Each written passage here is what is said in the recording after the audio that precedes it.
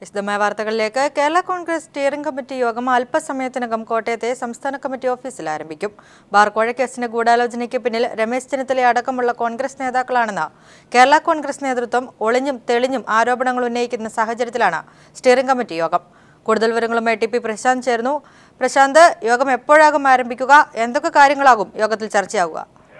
അല്പസമയത്തിനകം കോട്ടയത്തെ സംസ്ഥാന കമ്മിറ്റി ഓഫീസിലാണ് യോഗം ചേരുന്നത്. ബാർക്കോഴ വിവാദവും അതേ തുടർന്നുണ്ടായിട്ടുള്ള പാർട്ടിയെ ദുർബലപ്പെടുത്താനുണ്ടായിട്ടുള്ള ശ്രമങ്ങളും ഇതിനെതിരെയെല്ലാം തന്നെ ചില ജില്ലാ കമ്മിറ്റികൾ കടുത്ത വിമർശനമെല്ലാം തന്നെ രംഗത്ത് വന്നിട്ടുണ്ട്. പാർട്ടിയെ ദുർബലപ്പെടുത്താനുള്ള ഒരു ശ്രമത്തിനിടയിൽ UDF തുടരണ്ട എന്നുള്ള അഭിപ്രായം ജില്ലാ കമ്മിറ്റികൾ പ്രകടിപ്പിച്ചിരിക്കുന്നു. ഈ ഒരു സാഹചര്യത്തിൽ എന്ത് പ്രതികരിക്കണം എന്നറിയാതെ കൊടുക്കുന്ന ഒരു കേരള കോൺഗ്രസിന്റെ നിർണായകമായിട്ടുള്ള ഒരു സ്റ്റിയറിംഗ് കമ്മിറ്റി യോഗമാണ് കോട്ടയത്ത് ചേരുന്നത്. പ്രധാനമായിട്ടും CM തോമസ് അധ്യക്ഷനായിട്ടുള്ള ബാർക്കോഴയുമായി ബന്ധപ്പെട്ടുള്ള കാര്യങ്ങൾ അന്വേഷിച്ചിട്ടുള്ള റിപ്പോർട്ടടക്കം ഈ യോഗത്തിൽ ചർച്ച ചെയ്തേക്കാം.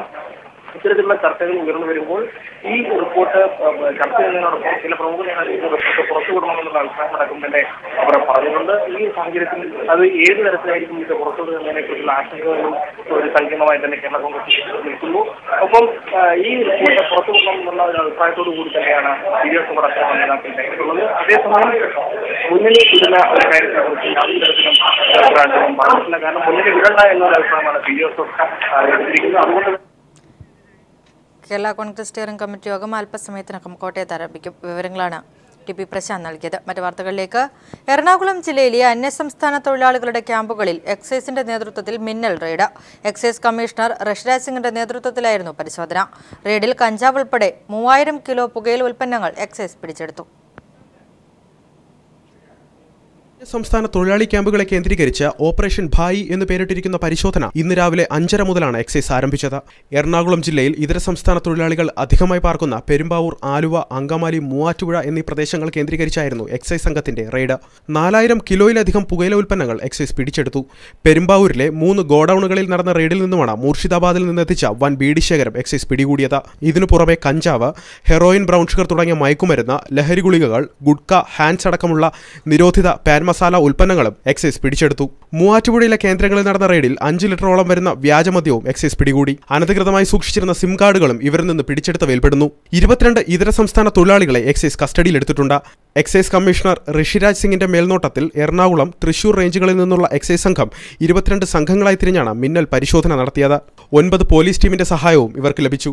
അന്യസംസ്ഥാന തൊഴിലാളികൾ ഉൾപ്പെട്ട ക്രിമിനൽ കുറ്റകൃത്യങ്ങൾ പെരുകുന്ന സാഹചര്യത്തിലും കേരളത്തിലേക്ക് ഇവർ വ്യാപകമായി കഞ്ചാവും മയക്കുമരുന്നും കടത്തുന്നു എന്ന പരാതിയുടെ അടിസ്ഥാനത്തിലുമായിരുന്നു എക്സൈസ് പരിശോധന. ഇതര സംസ്ഥാന തൊഴിലാളികൾക്കിടയിൽ ലഹരി വസ്തുക്കളുടെ ഉപയോഗം കൂടുതലാണെന്ന വാർത്ത പീപ്പിൾ TV നേരത്തെ പുറത്തു കൊണ്ടുവന്നിരുന്നു. അലക്സ് റാം മുഹമ്മദ്, കൊച്ചി. വയനാട്ടിൽ വൻ കുഴൽപ്പണവേട്ട. കർണാടകയിൽ നിന്ന് കേരളത്തിലേക്ക് കൊണ്ടുവരികയായിരുന്ന 3 കോടിയിലധികം രൂപയാണ് വാഹന പരിശോധനയ്ക്കിടെ പോലീസ് പിടികൂടിയത്. സംഭവവുമായി ബന്ധപ്പെട്ട് 3 പേരെ പോലീസ് അറസ്റ്റ് ചെയ്തു. ഇന്നു രാവിലെ 6:30യോടെയാണ് കുഴൽപ്പണം പിടികൂടിയത്. കേസിൽ കൊടുവള്ളി സ്വദേശികളായ അബ്ദുൾ റഹ്മാൻ, റഫീഖ, ജുനൈസ് എന്നിവരെ പോലീസ് അറസ്റ്റ് ചെയ്തു. രഹസ്യവിവരത്തിന്റെ അടിസ്ഥാനത്തിൽ മുത്തങ്ങയിൽ വാഹന പരിശോധന നടത്തുകയായിരുന്നു പോലീസ് സംഘം. കാറിന്റെ രഹസ്യ അറകളിൽ സൂക്ഷിച്ചിരുന്ന നിലയിലായിരുന്നു പണം. ഇവരുടെ കയ്യിൽ നിന്ന് ഒരു തോക്കും പോലീസ് കണ്ടെടുത്തിട്ടുണ്ട്. 100ന്റെയും 500ന്റെയും 1000ന്റെയും കെട്ടുകളായിട്ടാണ് പണമുണ്ടായിരുന്നത്. ഇതിനു മുൻപും ഇവർ നിരവധി കുഴൽപ്പണം കടത്തിയിട്ടുള്ളതായി പോലീസ് സംശയിക്കുന്നു. അറസ്റ്റിലായവരെ ക്രൈംബ്രാഞ്ച് ഡിവൈഎസ്പി കുഞ്ഞന്റെ നേതൃത്വത്തിലുള്ള സംഘം വിശദമായി ചോദ്യം ചെയ്തു വരികയാണ്. News bureau, Wayanad. ഉത്തർപ്രദേശിലെ ഇറ്റാ ജില്ലയിലുണ്ടായ വ്യാജമദ്യ ദുരന്തത്തിൽ മരണം 18ആയി. 6 പേരുടെ കാഴ്ച പൂർണ്ണമായി നഷ്ടപ്പെട്ടു. മരണസംഖ്യ ഇനിയും ഉയർന്നേക്കുമെന്നാണ് വിവരം. ഉത്തർപ്രദേശിലെ ലൗഗർ ഗ്രാമത്തിലെ ഒരു വിവാഹ സൽക്കാരത്തിനിടെയാണ് വ്യാജമദ്യ ദുരന്തമുണ്ടായത്. 18 ആളുകളെ ആഗ്ര മെഡിക്കൽ കോളേജിൽ പ്രവേശിപ്പിച്ചിരിക്കുകയാണ്. ഇവരുടെ നിലയും ഗുരുതരമായി തുടരുന്നു. സംഭവത്തിന്റെ പശ്ചാത്തലത്തിൽ എക്സൈസ് ഉദ്യോഗസ്ഥരടക്കം 5 ഉദ്യോഗസ്ഥരെ സർക്കാർ സസ്പെൻഡ് ചെയ്തു.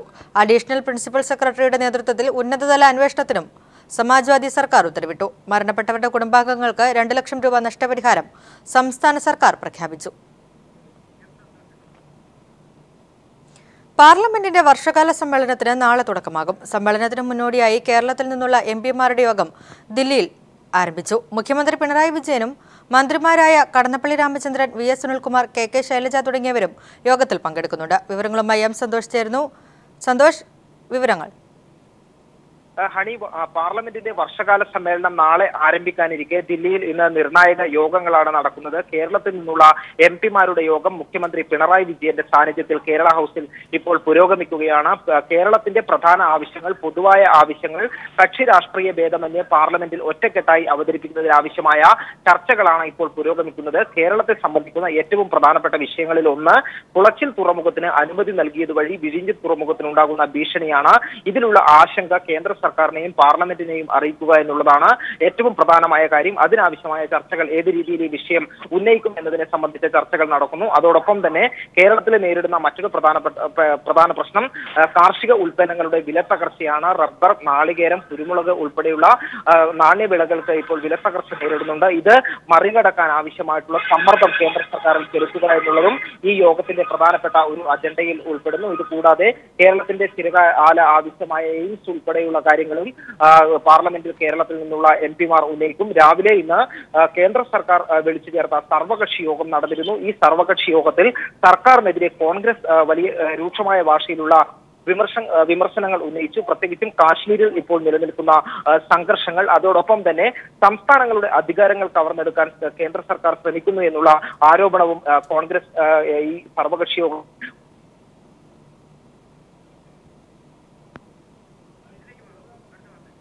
അരുണാചൽ പ്രദേശ് മുഖ്യമന്ത്രിയായി പെമാ ഖണ്ഡു ചുമതലയേറ്റു.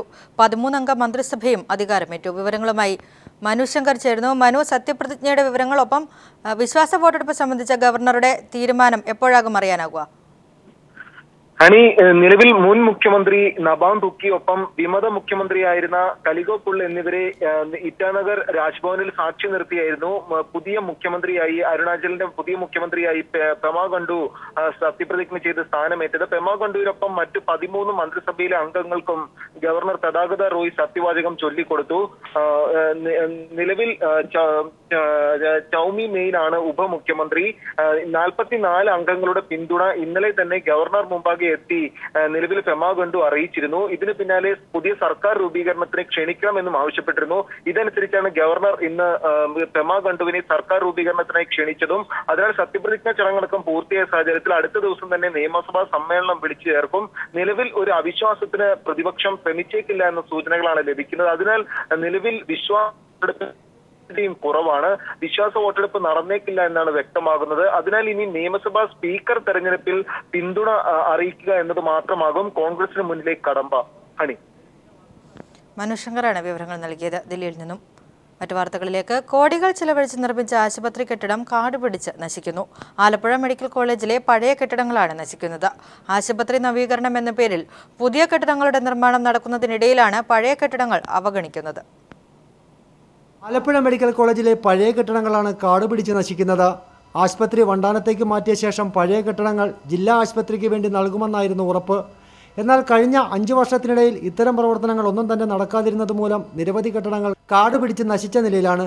ജില്ലാ മെഡിക്കൽ ഓഫീസർ അടക്കമുള്ള ഡോക്ടർമാർക്ക് കുടുംബസമേതം താമസിക്കുന്നതിനുള്ള സംവിധാനം പോലും ആലപ്പുഴ ജില്ലാ ആശുപത്രി വളപ്പിലില്ല. ആലപ്പുഴ മെഡിക്കൽ കോളേജിന്റെ നവീകരണത്തിൽ കോടികൾ ചിലവഴിച്ചാണ് പുതിയ കെട്ടിടങ്ങൾ നിർമ്മിച്ചു വരുന്നത്. എന്നാൽ പഴയ കെട്ടിടങ്ങൾ നവീകരിക്കുന്നതിന് വേണ്ടി യാതൊരുവിധ നടപടിയും കഴിഞ്ഞ സർക്കാരിന്റെ ഭാഗത്തു നിന്നുണ്ടായില്ല. കൂടാതെ KHRWSന്റെ പഴയ പേവാർഡുകൾ ഏത് നിമിഷവും ഇടിഞ്ഞു വീഴുന്ന നിലയിലാണ്. 2 നിലകളിലുള്ള കെട്ടിടത്തിൽ 30 മുറികളാണുള്ളത്. ഇതിന്റെ മുകളിൽ ഭീമൻ മരങ്ങൾ വളർന്നു പന്തലിച്ചു കഴിഞ്ഞു. ഈ കെട്ടിടങ്ങൾ ഇനി നവീകരിക്കണമെങ്കിൽ മരങ്ങൾ മുറിച്ചു മാറ്റേണ്ടി വരും. ഇതിന് വനം വകുപ്പിന്റെ അനുമതി വേണ്ടി വരുമെന്നാണ് ജീവനക്കാർ തന്നെ പരിഹാസരൂപേണ പറയുന്നത്. പൊതുജനങ്ങളുടെ ആരോഗ്യം സംരക്ഷിക്കാനെന്ന പേരിൽ വയൽ നികത്തിപ്പോലും ആശുപത്രി പണിയാൻ ഉദ്ദേശിക്കുന്ന ജനപ്രതിനിധികൾ എന്തുകൊണ്ട് നിലവിലുള്ള കെട്ടിടങ്ങൾ സംരക്ഷിക്കുന്നില്ല എന്ന് പൊതുസമൂഹത്തോട് മറുപടി നൽകേണ്ടി വരും. ക്യാമറാമാൻ പ്രിൻസ് ഇല്യാസിനൊപ്പം ഷജഹാൻ. പ്ലാസ്റ്റിക് നിരോധനത്തിൽ ശക്തമായ നടപടികളുമായി തിരുവനന്തപുരം നഗരസഭ മുന്നോട്ടു പോകുമെന്ന് മേയർ VK പ്രശാന്ത്. തീരുമാനം അട്ടിമറിക്കാനുള്ള ചില വ്യാപാരി സംഘടനകളുടെ നീക്കം അനുവദിക്കില്ല. ഹോളോഗ്രാം പതിച്ചുള്ള പ്ലാസ്റ്റിക്കുകൾ 2 ദിവസത്തിനകം വ്യാപാരികൾക്ക് ലഭ്യമാക്കുമെന്നും മേയർ വ്യക്തമാക്കി. ഈ മാസം 1 മുതലാണ് തിരുവനന്തപുരം നഗരത്തിലെ 100 വാർഡുകളിൽ പ്ലാസ്റ്റിക് നിരോധനം പ്രാബല്യത്തിൽ വന്നത്. 50 മൈക്രോണിന് താഴെയുള്ള പ്ലാസ്റ്റിക്കുകളുടെ വിൽപ്പനയാണ് നഗരസഭ നിരോധിച്ചത്. 15-ാം തീയതി മുതൽ കടകളിൽ റെയ്ഡ് ഉൾപ്പെടെയുള്ള നടപടികളും നഗരസഭ ശക്തമാക്കിയിട്ടുണ്ട്. എന്നാൽ 50 മൈക്രോണിന് മുകളിലുള്ള പ്ലാസ്റ്റിക്കുകളിൽ ഹോളോഗ്രാം പതിപ്പിച്ച് നൽകുന്നതിൽ താമസമുണ്ടായതായി മേയർ VK പ്രശാന്ത് പറഞ്ഞു. 2 ദിവസത്തിനകം ഇവ വ്യാപാരികൾക്ക് ലഭ്യമാക്കുമെന്നും മേയർ പറഞ്ഞു. അതുമായി ബന്ധപ്പെട്ട് നഗരസഭ കർശന നടപടികൾ തന്നെയാണ് സ്വീകരിച്ചു വരുന്നത്. ഇപ്പോൾ ഹോളോഗ്രാം പതിക്കൽ സ്വല്പം വൈകാൻ സാധ്യതയുണ്ട്. കാരണം അതിൻ്റെ ഹോളോഗ്രാം ലഭ്യമായിട്ടില്ല. അതിൻ്റെ ഒരു കുറവ് ഫീൽ ചെയ്യുന്നുണ്ട്. നഗരസഭയ്ക്ക് അത് എല്ലാ കാലത്തും പ്ലാസ്റ്റിക് നിരോധനം ഏർപ്പെടുത്തുമ്പോൾ അത്തരത്തിൽ വ്യാപാരികളുടെ ഭാഗത്തു നിന്ന് ഒരു എതിർപ്പുണ്ടാവാറുണ്ട്. പ്ലാസ്റ്റിക് നിരോധനം അട്ടിമറിക്കാൻ ചില വ്യാപാരികളും ശ്രമിക്കുന്നുണ്ട്. ഇതിന് നഗരസഭ അനുവദിക്കില്ല. തട്ടുകട മുതൽ വൻകിട കടകളിൽ വരെ എല്ലാ ദിവസങ്ങളിലും റെയ്ഡ് നടത്തും. ജൂലൈ 30 വരെ 50 മൈക്രോണിൽ താഴെയുള്ള പ്ലാസ്റ്റിക് ഉൽപ്പന്നങ്ങൾ പിടിച്ചെടുക്കുമ്പോൾ പിഴയാകും ചുമത്തുക. അടുത്ത മാസം മുതലാകും കടകളുടെ ലൈസൻസ് റദ്ദാക്കുന്നതടക്കമുള്ള നടപടികളിലേക്ക് നഗരസഭ കടക്കുക. മേയറുടെ നേതൃത്വത്തിലായിരിക്കും അടുത്ത മാസം മുതൽ റെയ്ഡുകൾ നടക്കുക. ഏതായാലും പ്ലാസ്റ്റിക് നിരോധനത്തിൽ ശക്തമായ നടപടികളുമായി മുന്നോട്ടു പോകാനാണ് നഗരസഭയുടെ തീരുമാനം. News bureau, Thiruvananthapuram. പ്രായപൂർത്തിയാകാത്ത പെൺകുട്ടിയെ പീഡിപ്പിച്ചെന്ന പരാതിയിൽ കോഴിക്കോട് മെഡിക്കൽ കോളേജ് മുൻ പ്രിൻസിപ്പൽ അറസ്റ്റിൽ. 16-കാരിയായ +1 വിദ്യാർത്ഥിയുടെ പരാതിയിലാണ് അറസ്റ്റ്. കോഴിക്കോട് മെഡിക്കൽ കോളേജിലെ മുൻ പ്രിൻസിപ്പലായ PV നാരായണനെയാണ് നല്ലളം പോലീസ് അറസ്റ്റ് ചെയ്തത്. വിരമിച്ച ശേഷം വീടിനടുത്ത് സ്വകാര്യ ക്ലിനിക് നടത്തി വരികയായിരുന്നു. പനി ബാധിച്ച് ക്ലിനിക്കിൽ പരിശോധനയ്ക്കെത്തിയ പെൺകുട്ടിയെ പീഡിപ്പിക്കാൻ ശ്രമിച്ചുവെന്നാണ് പരാതി. കഴിഞ്ഞ ചൊവ്വാഴ്ചയാണ് സംഭവം നടന്നത്. സ്കൂളിലെത്തിയ വിദ്യാർത്ഥിനി അധ്യാപികയോട് വിവരം പറഞ്ഞതിന്റെ അടിസ്ഥാനത്തിൽ സ്കൂൾ അധികൃതർ ചൈൽഡ് ലൈന് പരാതി നൽകി. തുടർന്ന് ചൈൽഡ് ലൈൻ അധികൃതർ നൽകിയ പരാതിയുടെ അടിസ്ഥാനത്തിലാണ് പോലീസ് കേസെടുത്തത്. ബാലപീഡന നിയമമനുസരിച്ചാണ് കേസ് രജിസ്റ്റർ ചെയ്തിരിക്കുന്നത്. മജിസ്ട്രേറ്റിന് മുന്നിൽ ഹാജരാക്കിയ പ്രതിയെ 14 ദിവസത്തേക്ക് റിമാൻഡ് ചെയ്തു. News bureau, Kozhikode. പേരാമ്പ്ര മണ്ഡലത്തിലെ സമഗ്ര വികസനം ലക്ഷ്യമിട്ട് മിഷൻ 2025 തുടക്കമായി. മന്ത്രി TP രാമകൃഷ്ണന്റെ നേതൃത്വത്തിലാണ് പദ്ധതി ആവിഷ്കരിച്ചിരിക്കുന്നത്. 1957 മുതൽ പേരാമ്പ്ര മണ്ഡലം വിവിധ മേഖലകളിൽ നേടിയെടുത്ത നേട്ടങ്ങളുടെ തുടർച്ചയായി മണ്ഡലത്തിൽ കൂടുതൽ വികസനമെത്തിക്കുക എന്ന ലക്ഷ്യത്തോടെയാണ് മിഷൻ 2025 തയ്യാറാക്കിയിരിക്കുന്നത്. ഉദ്യോഗസ്ഥർ, ജനപ്രതിനിധികൾ, രാഷ്ട്രീയ നേതാക്കൾ ഇവരെല്ലാം ചേർന്നുകൊണ്ട് എങ്ങനെ പേരാമ്പ്രയുടെ വികസനം സാധ്യമാകും ഇത് സംബന്ധിച്ച് സമഗ്രമായ ഒരു പരിപാടിക്ക് രൂപം നൽകുകയാണ്. പേരാമ്പ്ര അസംബ്ലി മണ്ഡലത്തിൽ എല്ലാ ജനവിഭാഗങ്ങളെയും ഉൾക്കൊള്ളാൻ കഴിയാവുന്ന നിലപാടാണ് ഈ കാര്യത്തിൽ സ്വീകരിക്കുന്നത്. തൊഴിലും വരുമാനവും നിലനിർത്തിക്കൊണ്ടുള്ള വികസനത്തിനാണ് ഊന്നൽ നൽകുന്നത്. ആരോഗ്യം, വിദ്യാഭ്യാസം, മാലിന്യ സംസ്കരണം, പശ്ചാത്തല വികസനം തുടങ്ങി മണ്ഡലത്തിന്റെ സമസ്ത മേഖലയും സ്പർശിക്കുന്ന വികസനമാണ് മിഷൻ 2025 ലക്ഷ്യമിടുന്നത്. ഓരോ മേഖലകളിലെയും വികസനത്തെക്കുറിച്ച് ചർച്ച ചെയ്യാനും നിർദ്ദേശങ്ങൾ സമർപ്പിക്കാനും വിവിധ ഗ്രൂപ്പുകൾ രൂപീകരിച്ചിട്ടുണ്ട്. ഉയർന്നുവരുന്ന അഭിപ്രായങ്ങൾ ക്രോഡീകരിച്ച് വികസന പദ്ധതികളുടെ രൂപരേഖ തയ്യാറാക്കി നടപ്പിലാക്കും. ഉദ്യോഗസ്ഥരെയും വിവിധ മേഖലകളിൽ കഴിവ് തെളിയിച്ച വിദഗ്ധരെയും രാഷ്ട്രീയ പാർട്ടി പ്രതിനിധികളെയും ജനപ്രതിനിധികളെയും പൊതുജനങ്ങളെയുമെല്ലാം പദ്ധതിയുടെ ഭാഗമായി ഒരുമിപ്പിക്കും. പദ്ധതിയുടെ ഭാഗമായി പേരാമ്പ്രയിൽ വികസന സെമിനാർ സംഘടിപ്പിക്കാനും തീരുമാനിച്ചിട്ടുണ്ട്. News bureau, Kozhikode. മലയാളത്തിന് മറക്കാനാവാത്ത മധുരഗാനങ്ങൾ സമ്മാനിച്ച സംഗീത സംവിധായകൻ SP വെങ്കടേഷിന്റെ ആദ്യ ഗാനത്തിന് ഇന്ന് 30 വയസ്സ്. 1986 പുറത്തുവന്ന രാജാവിന്റെ മകൻ എന്ന ചിത്രത്തിലായിരുന്നു വെങ്കടേഷിന്റെ ആദ്യ ഗാനം.